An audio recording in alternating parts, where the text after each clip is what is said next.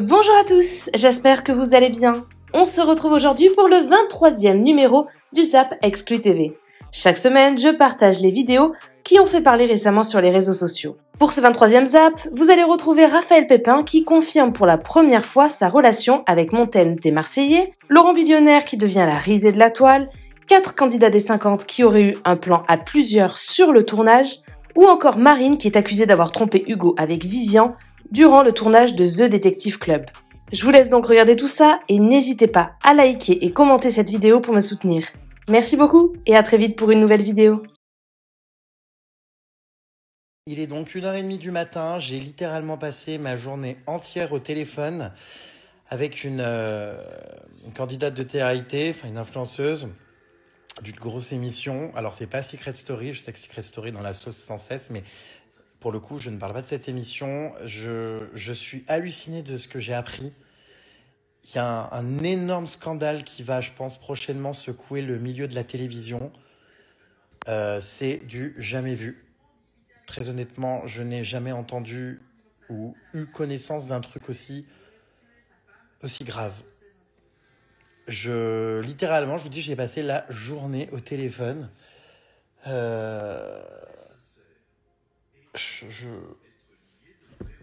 sais pas les mots. On vit vraiment dans une drôle d'époque, il y a un drôle de monde. Bon, c'est pas à moi de l'annoncer, voilà, là, c'est un peu intense. En fait, je pense que les gens croient que, comment dire, j'ai repris du service, que je vais réouvrir un blog. Du coup, je suis envahi de mails. Et depuis que j'ai fait l'interview de Marianne, je pense qu'il y en a plein qui pensent que, voilà, je vais rouvrir un site de Rago People ou que, voilà, tous les dossiers, les trucs, il faut me les envoyer à moi. Mais comme je le dis, enfin, ça fait d'ailleurs des années, hein, ça s'est jamais arrêté, mais que je continue à recevoir des trucs dans mes boîtes mail. Des choses absolument parfois gravissimes. Hein. Et toutes les fois d'ailleurs où c'était gravissime, j'ai remis les choses au service de police concerné plutôt que d'en faire du buzz et de l'ébruiter. Mais bon, bref. Non, mais là, j'ai littéralement passé, je vous dis, la journée à écouter donc cette candidate en question qui vit un truc, mais et encore une fois, je précise, hein, rien à voir avec Secret Story, on est sur une autre émission. Je pense que vous serez bientôt au courant et en temps voulu, je communiquerai sur quand ça sera sorti ce truc, quand la personne, je pense, aura pris la parole. Je sais pas les mots. Donc voilà, juste pour, enfin bref, le but des stories, c'est pas de vous dire j'ai quelque chose à vous dire, mais je peux pas vous le dire parce qu'en vrai, voilà, enfin, je suis sous le choc et en fait, j'ai pas fait de story du coup de la journée, donc certains se demandaient où j'étais passé. J'ai géré ce truc toute la journée. Ça m'a pris une énergie, et en même temps, c'est nécessaire. Enfin, enfin bref, je sais pas les mots. La production des 50 obligée de remettre à leur place certains candidats qui ont décidé de s'amuser de façon coquine ensemble. Autrement dit, faire un plan à plusieurs, quoi. J'ai nommé Marco Roberto Fianso, Kelly de l'île de la Tentation, ainsi que les deux Solène. D'après le blogueur Aquababe, exclu Aquababe, d'après mes informations exclusives, les candidats des 50 se seraient lâchés cette année, au point où la prod serait intervenue pour les recadrer. Et oui, Marco, Solène Fouquet, Solène et Kelly V auraient réalisé un plan à plusieurs sur le tournage. Je vais te donner une vraie anecdote. Sur la vie de mon père, tu vas m'offrir au moins 2 coupes. T'as pas un truc marrant où les gens, ils étaient jeunes, mais ils s'en souviennent, genre ça a pu les marquer, tu vois. Marquant, je pense que tout le monde se rappelle de la scène du cellier avec Montaigne. Tu l'avais pété la nuit.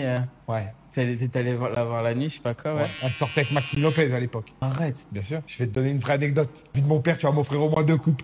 Cette nuit-là, j'ai rejoint Montaigne dans le cellier et on a toujours dit que c'était rien passé. En fait, moi, j'étais en couple avec Tiffany et attention, c'était le tout début où j'étais avec Tiffany, que j'ai beaucoup respecté Tiff, mais quand j'étais dans les anges, je faisais n'importe quoi. Tout au début, j'avais une rancœur contre le football marseillais, tu connais, moi, supporter parisien. C'est pour ça que t'as un mythe. Pour la vie de mon père. Et il y avait la meuf d'un mec de Marseille. Je te crois pas que t'as fait ça pour ça. Pour la vie de mon père, c'est la vérité. Donc, dans le cellier, on fait galoche. C'est tout. Dans le cellier. Okay. Et c'est tout. Que j'ai jamais raconté à personne. On est au courant parce que je voulais pas la salir non plus. Elle était en couple à l'époque. Elle était en vrai couple avec Maxime Ouais, Lopez. bien sûr, ça faisait au moins 2 ou 3 ans. Si. Elle est plus avec, tu vois, il y a prescription. À l'époque, oui, elle a trompé Maxime Lopez avec moi dans le cellier. Ça a commencé dans le cellier. Voilà. You know what I realized, bro? Most people, they are not lost. They are just distracted. They know what they want. They feel it deep down, yeah? But they let noise, fear, comfort keep them stuck.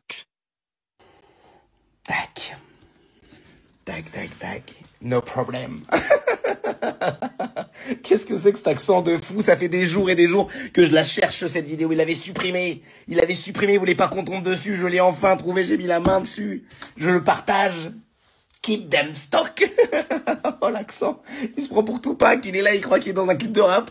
Keep them stuck. You know people realizing what? Yeah, they're realizing they... Ouh là là, l'accent il est terrifiant. L'accent il est terrifiant. Tu te déguises dans cet accent pour Halloween, tu fais peur à tout le quartier. T'es déguisé en quoi? Dans l'accent du mari de Jazz. Ouh là là, fuyez. Oh mon Dieu, il est un prompteur, il sait même pas lire. You know what they realize? Parce qu'il y a aussi des gens qui se sont dit pourquoi pour Nicolo tu pourrais quitter la Belgique alors que je l'ai pas pour fait les pour Simon. précédents, ouais.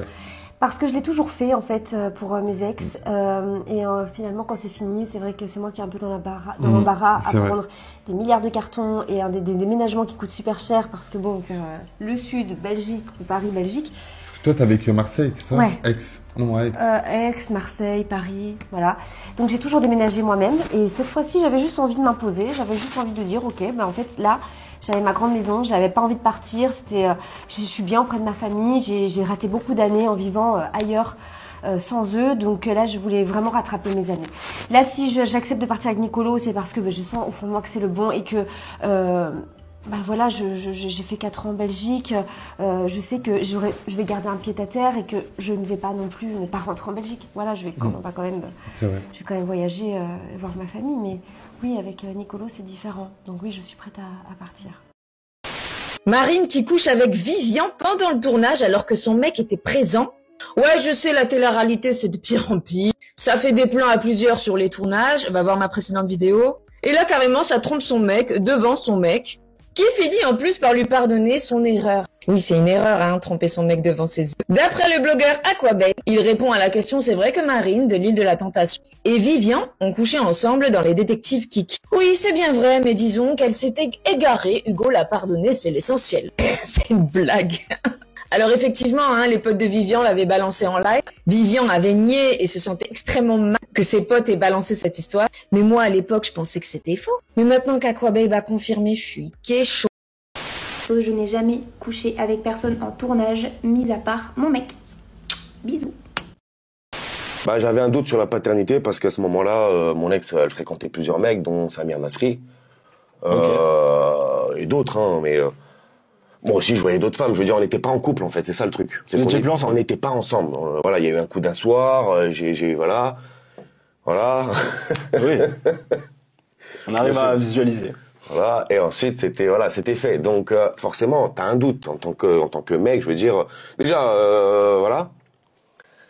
Donc ouais, j'ai eu un doute. Après, forcément, en voyant la tête du petit qui me ressemble comme deux gouttes d'eau, tu peux pas. Je veux dire, à moins d'être aveugle. Ouais. Les amis, mon chiffre d'affaires a doublé cette année. Et je vais vous expliquer comment. Je viens de raccrocher avec mon papa qui, par le biais de mon comptable, a appris que mon chiffre d'affaires entre 2023 et 2024 et 2024-2025 avait été multiplié par 2. Et ça, je n'y serais jamais arrivé tout seul, c'est grâce à des gens que vous connaissez.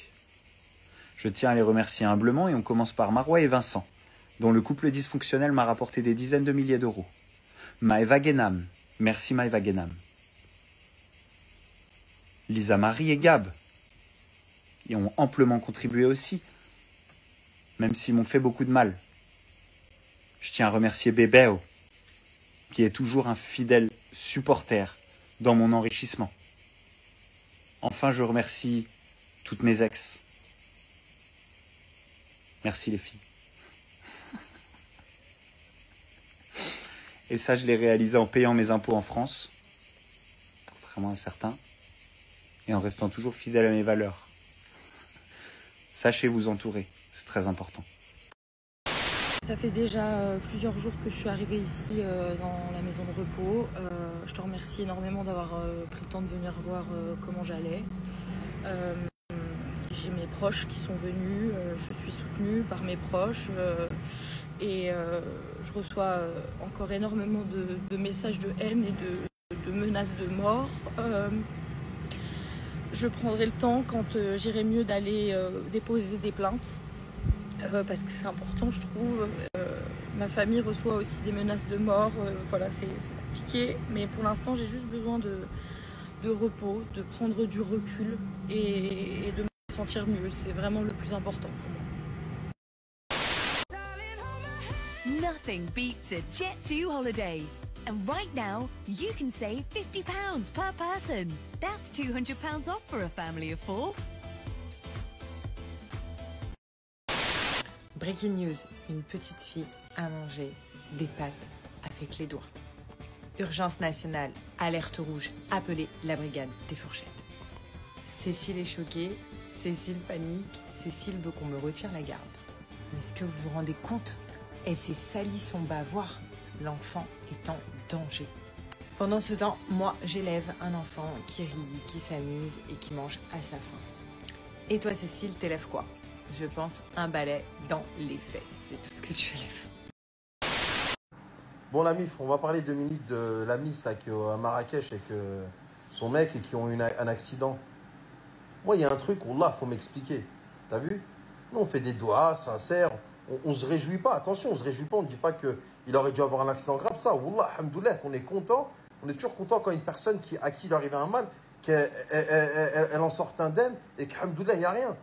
Mais pourquoi vous allez sur les réseaux sociaux, vous dites accident très très grave, des doigts pour mon mari, il va se faire opérer. Wesh, vous mentez et la personne, elle est en bonne santé. Vous vous dites pas qu'après que les gens vont s'apercevoir que vous avez demandé des doigts, des trucs, vous avez envenimé grave les choses alors qu'il n'y avait rien. Alors qu'il y a vraiment une personne qui est décédée. Allah rahmou le monsieur dans cet accident. Vous n'en avez pas parlé une seule fois sur vos réseaux. Vous demandez des doigts pour des états critiques qui n'existent pas. Astaghfirullah ya Rabbi, Wallah al-Adim, vous n'avez pas de frein. Nous, on est fous, on le sait, il n'y a pas de souci. Mais Wallah, il y a 2 choses avec lesquelles on ne joue pas. Allah et la santé. Vous jouez, vous dites que vous avez des accidents graves alors que ce n'est pas vrai. Mais dans quel monde on vit? Mais vous êtes complètement malade. Ton mari, tu le vois avec sa petite chemise d'hôpital en train de taper le harira. On dirait un enfant de 8 ans qui vient de se faire circoncire. Il est là, il est tout mignon. Oui, accident grave, faites des doigts, on va se sortir. Et tu barres les messages. J'étais à ses côtés. Ma femme a été forte. Imaginez l'état psychologique de taré qu'elle a, la meuf. Elle a repris un message de son mari, elle a fait comme si c'était lui qui avait écrit. Et elle a écrit en bas, ma femme était à m'écouter, pas à pas. Mais on dirait que vous avez fait 14 tonneaux dans la colline de Dallas et que la voiture elle a explosé. Mais à un moment donné, au 14e tonneau, vous avez été éjecté, vous avez atterri sur un figuier et un hélicoptère d'Europe Assistance, il est venu vous chercher. Wallah, comment t'as demandé des doigts? Moi j'ai cru que c'était ça l'accident. À la fin, alhamdoulilah, ya Rabbi, il a rien, mec. Il vient avec sa petite truc, on dirait qu'il vient de se faire circoncire. Ah, doucement, on m'enlève les figues demain, Inch'Allah. Hein, les figues, on va peut-être t'enlever les figues, toi. Vous avez compris la famille, délire. Wallah, c'est une dinguerie. Tout pour le buzz. Pouh.